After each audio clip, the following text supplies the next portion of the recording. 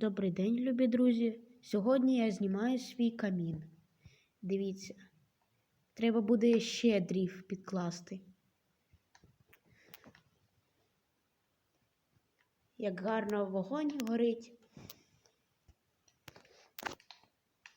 Як тепло.